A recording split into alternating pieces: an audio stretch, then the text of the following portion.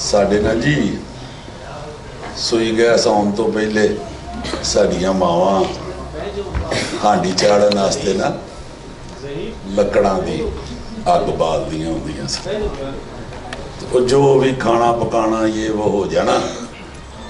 ਸੋ ਬਾਅਦ 'ਚ ਉਹਦੇ 'ਤੇ ਪਾਣੀ ਪਾ ਛੱਡਦੀਆਂ ਸਨ ਤੇ ਉਹ ਅੱਗ ਬੁਝ ਜਾਂਦੀ ਸੀ। ਉਹ ਤਾਰੜ ਸਾਹਿਬ ਦੀ ਗੁਫ਼ਤਗੂ ਨੇ ਮੇਰੀ ਸਾਰੀ ਅੱਗ ਹੀ ਬੁਝਾ ਛੱਡੀ। मैं अपनी गुफ्तगू की हांडी चाड़न वास्ते बड़ी अग शग बाल के आया सा तो ऐसी उन्होंने कमाल गुफ्तगू की है तारड़ साहब ने और इतना इल्म दे गए ने पंजाबी जुबान के बारे कि वाकई ये असी भी पहली बारी ये गल्लां सुनिया। जिस तरह के तारड़ साहब भी फरमा रहे सन अहमद रजा साहब वास्ते मैं भी यही गल कहांगा कि जदों भी आईदा है बड़ा ही दिल खुश होता है, ठंड पै जाती है कि बड़ा सोहना इन्होंने इत्थे मेला लाया होंदा पंजाबी ते माँ बोली वास्ते जो ये कर रहे ने इन्हां दा बहुत शुक्रिया अदा करांगा मैं ते बाबा पंजाबी डॉक्टर फकीर मोहम्मद फकीर और आलो भी कि इन्होंने बड़ी इन्हों की मेहरबानी कि इन्होंने माँ बोली की खिदमत का बीड़ा उठाया है। ताड़ी सारियां दी भी मेहरबानी,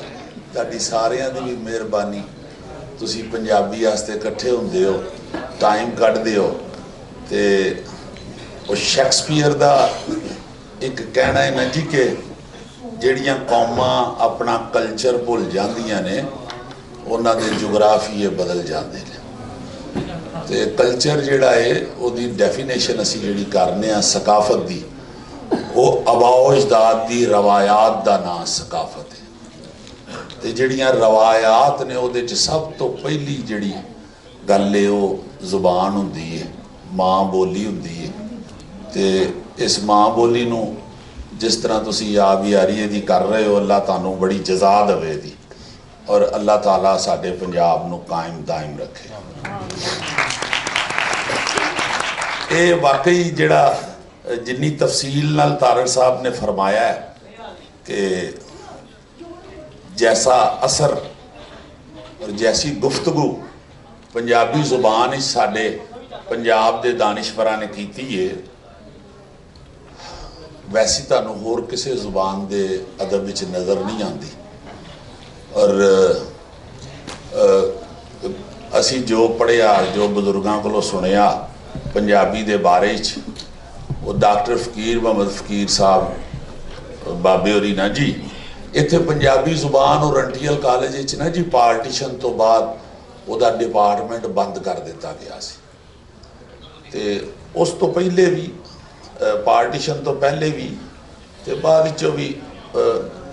बाबा फकीर भजे फिरते सन सारे वड्डे वड्डे जिहड़े लिखारी सन उस वक्त दे उन्होंने जाके मिन्नत करते सन कि पंजाबी जुबान च लिखो तो अगों कुछ लोग इकबाल के बारे बहुत बड़ा नाम अदब दे बल्कि पूरी दुनिया असी तो नंबर 1 उन्होंने आने अलामा जिहड़े सन उन्होंने भी जाके तो रिक्वेस्ट करते होंगे सन सियालकोट जाना फिर लाहौर आ गया और लाहौर आ जाना कि तुहानू पूरी दुनिया पढ़ती है तो पंजाबी जुबान भी लिखो ताड़ी मेहरबानी तो लाड करते सन मुंडे तू की मैनू तंग करना आ जाना ये वो तो बहुत सारिया उन्होंने सिटिंगां के हवाले नाल गुफ्तगू हवाले लिखे ने तो इकबाल रहमतुल्लाह अलैह फरमाते सन कि कोई यार मैं जो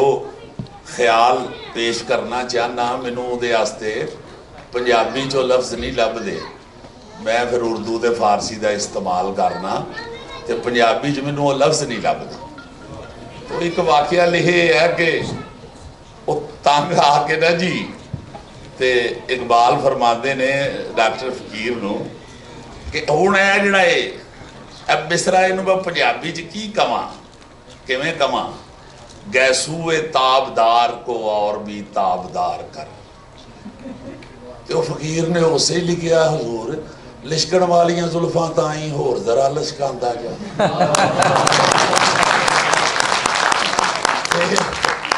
ਇਕਬਾਲ ਛੋਟੇ ਸਾਲ ਬੜੇ ਵਕੀਲ ਡਾਕਟਰ ਫਕੀਰ ਉਹਨਾਂ ਨਾਲੋਂ ਬਹੁਤ ਛੋਟੇ ਸਨ ਉਮਰ 'ਚ, ਤੇ ਉਹ ਲਾੜ ਦਾ ਕਹਿੰਦੇ ਉੱਠ ਦੌੜ ਜਾਏ ਇੱਥੋਂ। ਇਹੋ ਜਿਹੇ ਬੜੇ ਵਾਕਿਆਤ ਨੇ। ਇਕਬਾਲ ਨੂੰ ਕਾਫੀ ਸ਼ੇਰ ਉਹਨਾਂ ਦੇ ਡਾਕਟਰ ਫਕੀਰ ਨੇ ਫਿਰ ਪੰਜਾਬੀ 'ਚ ਟਰਾਂਸਲੇਟ ਵੀ ਕੀਤਾ, ਜਿਸ ਤਰ੍ਹਾਂ ਹੈਗਾ ਜੀ, ਉਮਰਾਂ ਬੱਧੀ ਦੁਖੀ ਹਯਾਤੀ ਵੈਨ ਕਰੇਂਦੀ ਲੰਮੇ, ਤਦ ਕਿਧਰੇ ਕੋਈ ਮਰਦ ਸਿਆਣਾ ਕੁਦਰਤ ਕੁੱਖੋਂ ਜੰਮੇ। अब मैं सियाने मर्द की गल की ते सियाने मर्द लेट नहीं आते। सो पंजाबी बड़ी बड़ी ही डूंगी बड़ी गहरी जुबान है। ये किसी चीज़ का भी इजहार करो तो तुहानू मज़ा ही हो आएगा। बल्कि ये होर जेड़े लिखारी होरां जुबानां दे लिखारी ने वो भी इस गल नू मनदे ने।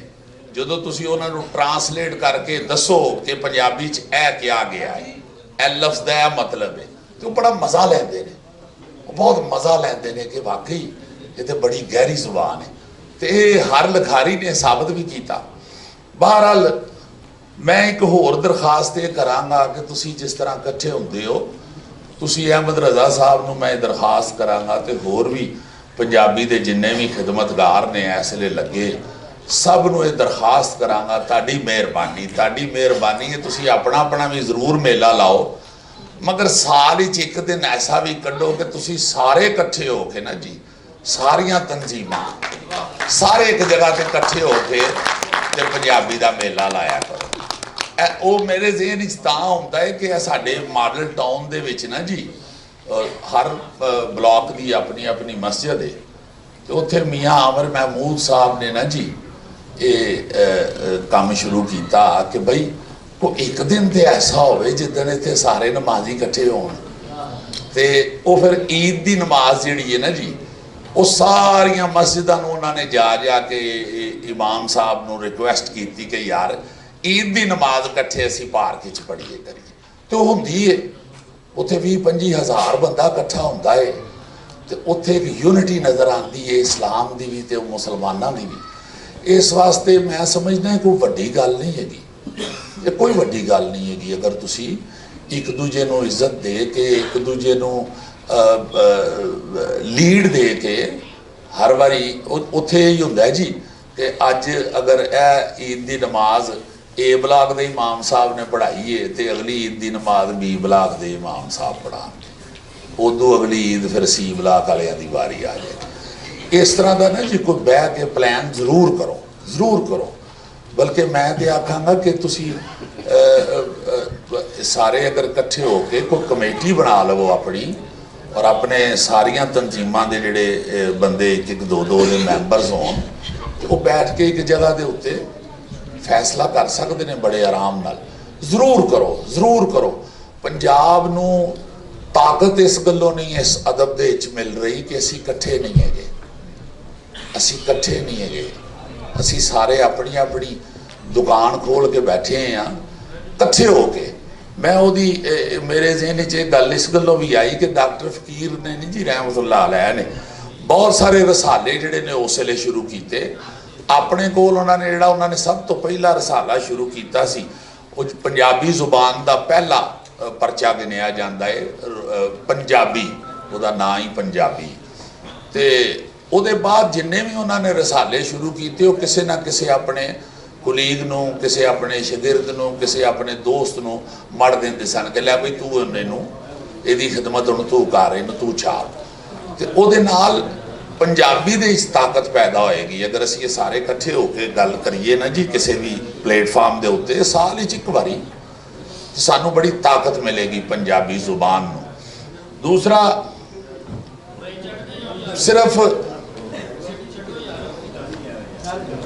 सिर्फ ना जी मैं ये भी अर्ज करांगा कि साल विच एक बारी ते अहमद रज़ा साहब ते उन्हां दी टीम माशाअल्लाह बड़ा तगड़ा मेला लांदे ने। ये सिर्फ साल की गल नहीं होनी चाहिए, ये गल साल बाद की नहीं होनी चाहिए, हर रोज़ की होनी चाहिए। रोज़ पंजाबी जुबान नाल मुहब्बत करो, रोज़ ਔਰ ਇੱਕ ਹੋਰ ਮੁਹਿੰਮ ਵੀ ਸ਼ੁਰੂ ਕਰੋ, ਤੁਹਾਡੀ ਬੜੀ ਮਿਹਰਬਾਨੀ, ਇੱਕ ਹੋਰ ਮੁਹਿੰਮ ਵੀ ਸ਼ੁਰੂ ਕਰੋ। ਇਹ ਵੀ ਦੋਸਤਾਂ ਯਾਰਾਂ ਨੂੰ ਕਹਿਣਾ ਸ਼ੁਰੂ ਕਰੋ ਕਿ ਆਪਣੇ ਬਾਲਾਂ ਨੂੰ ਪੰਜਾਬੀ ਬੋਲਣ ਦੀ ਆਦਤ ਪਾਓ।